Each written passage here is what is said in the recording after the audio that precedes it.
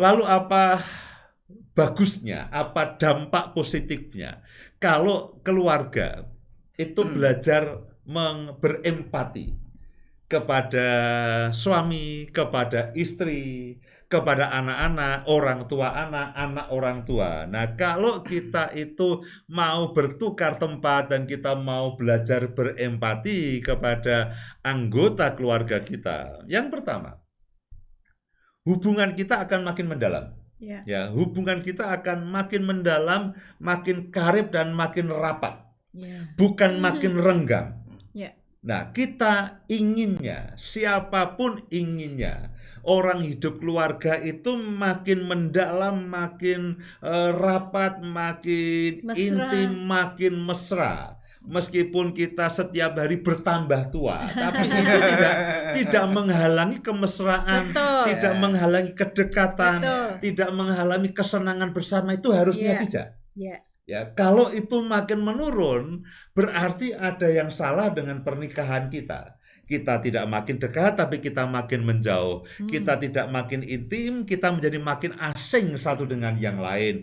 Kita tidak menjadi makin rapat, lalu kita makin berjauhan. Nah, itu bukan hal yang baik. Nah, ketika kita bertukar tempat dan kita mulai mengembangkan, kita mulai mempelajari dan mulai melatih diri kita untuk berempati. Cobalah memahami apa yang dirasakan oleh istri kita atau suami kita.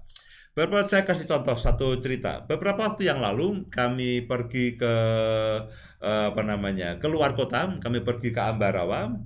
Lalu setelah pulang, saya tahu ya kalau pulang dari situ istri saya itu sukanya pergi ke Kopeng lalu lihat orang-orang jual tanaman dan lihat sayuran. Ya, lalu saya tawarkan, kamu mau ke Kopeng? Kok kamu tidak ngomong sih?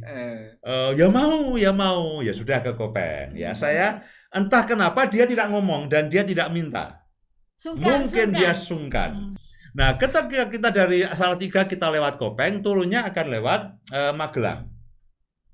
Pada waktu itu sudah sore ya, ke Magelang dulu, dari Kopeng sudah jam 5, jadi sampai Magelang hampir setengah 6. Lalu saya tawarkan, nah, di Muntilan dia itu suka makan bakmi Jawa. Di Muntilan itu ada bakmi Jawa yang dia sukai.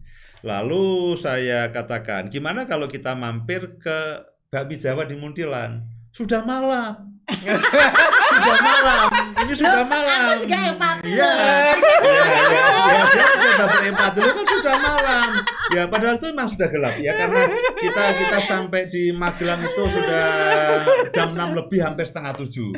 Dan kita berangkat dari pagi, memang itu sudah capek sebetulnya. Dia katakan sudah malam, nanti sampai rumah kemalaman dan sebagainya. Saya coba merayu dia untuk memastikan bahwa yang dia sukai itu dia dapatkan. Saya katakan, apalah artinya kita lebih lambat setengah jam ya dari semua perjalanan kita yang hampir 12 jam, ini hanya ditambah setengah jam, lalu kesenanganmu akan utuh. Kamu akan mencapai puncak kebahagiaan. Bunga dapat, sayur dapat, bakmi dapat. Nah, awalnya dia sungkan dan sebagainya. Saya itu ketika dia sungkan, saya begini, iya ya, sebetulnya udah malam, udah capek. Aku juga sejujurnya tidak terlalu suka dengan bakmi Jawa dan sebagainya. Tapi saya ingat ya, sebagai pembicara harmoni keluarga ya, harus memberikan contoh. Ya, mencoba belajar lah. Jadi Bapak Ibu, saya juga belajar. Jadi kalau Bapak Ibu pergumulan setiap hari itu jangan kecil hati. Saya juga belajar karena itu keputusan tiap hari. Jadi akhirnya saya yakinkan dia, nggak apa-apa, kita hanya mungkin akan terlambat sampai rumah mungkin setengah jam atau 1 jam, tapi kan nggak ada masalah apa-apa. Ya, tidak setiap minggu, tidak setiap bulan kita lewat sini. Dan ini adalah satu-satunya bakmi Jawa yang paling kamu sukai. Jadi kita akan mampir ke bakmi Jawa, kamu nikmati sepuasnya, dan kamu bisa utuh. Ya, kebahagiaanmu hari ini itu utuh. Akhirnya dengan tersipu malu dia mengiyakan. Ya sudah kalau begitu. Nah, maksud saya begitu Bapak Ibu. Ya Kalau tentu. dulu nggak gitu ya. Itu udah malu. Kalau dulu ribut. Ya kalau dulu dia meminta, dia memaksa, dan saya katakan ini sudah malam, ini sudah capek. Kalau dulu masalah kita makan bakmi Jawa itu menjadi sumber konflik dan sumber pertengkaran. Nah, saya belajar setelah menjadi pembicara harmoni keluarga, saya belajar bagaimana memahami dan memenuhi apa yang menjadi kesukaan dan kesenangan istri. Terima kasih harmoni keluarga. Terima kasih harmoni keluarga sudah menolong keluarga kami. Ya, tapi saya harus katakan begini, itu perjuangan tiap hari. Itu perjuangan tiap hari dari bangun tidur. Akan saja ada ucapan atau tindakan kita, keputusan kita itu yang berpotensi untuk melukai dan membuat tidak senang akan pasangan kita. Nah, yang berikutnya, kehidupan rumah tangga akan menyenangkan. Ya, kalau kita mulai mengembangkan empati, nah dengan begini saya menyenangkan istri menyenangkan saya, dan sebagainya, itu keluarga akan menyenangkan. Lalu kita akan lakukan itu kepada anak-anak melihat, oh ternyata ayah, ibuku, orang tuaku mulai memahami aku, memberikan apa yang aku butuhkan. Anak-anak akan belajar. Anak-anak itu akan menjadi cermin bagi kita. Dia akan mencontoh apa yang kita lakukan, bukan apa yang kita katakan. Dia akan melakukan apa yang kita pertontonkan, yang kita perlihatkan kepada mereka. Nah, kalau kita bersikap empati dan kita bertukar tempat, itu konflik, persoalan itu akan makin jarang. Ya, contoh yang tadilah. Dulu itu bakmi Jawa menjadi sumber konflik karena dia suka, aku tidak suka. Saya tidak suka. Dia suka bakmi Jawa, saya tidak suka. Ya, jadi itu menjadi sumber konflik. Tapi sekarang menjadi sumber tempat kita menemukan kebahagiaan bersama.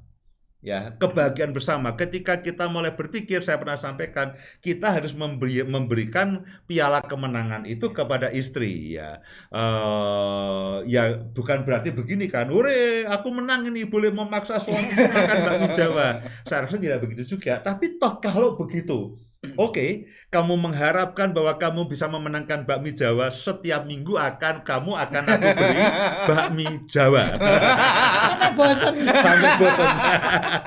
Jadi konflik akan mulai menyingkir. Dan andai kata ada persoalan pun itu akan cepat selesai. Karena begitu ada konflik kita cepat-cepat berpindah. Oh iya ya, seandainya aku menjadi istriku, bagaimana perasaannya? Bagaimana hatinya? Dia akan terluka. Jadi ketika ada konflik kita tidak mempertahankan diri kita. Oh iya ya, tadi perkataanku, ya tadi ungkapanku, tadi tindakanku itu sudah melakuinya. Nah, kita cepat-cepat berubah. Ya, kita tidak meneruskannya, kita tidak ngotot, dan bahkan kita bisa dengan cepat, sorry ya, maaf, tadi aku sudah melakukan ini dan sebagainya.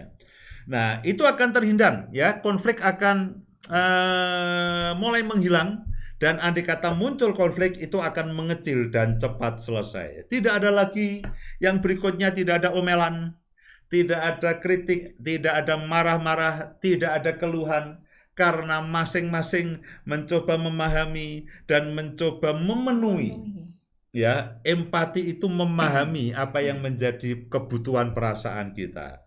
Lalu pasangan kita itu akan menjadi sahabat dan teman ngobrol yang paling menyenangkan. Tidak ada lagi salah paham, tidak ada lagi perbantahan, tidak ada lagi terus ribut, debat. Karena begitu debat kita, oh iya, aku memahami nih. Aku memahami ketidaksukaan dia. Lalu gairah debat itu hilang. Nah, setiap kali kita ribut, kita konflik, cepat-cepat kita pindah tempat. Oh iya ya, dia tidak suka. Lalu kita berhenti, ya. Nah, yang terakhir adalah kalau kita semakin dekat, kita semakin mendalam hubungan kita itu bisa dengan enak merencanakan kemajuan bersama. Kita akan punya banyak kesempatan. Kita akan punya banyak waktu untuk kita merencanakan kemajuan bersama.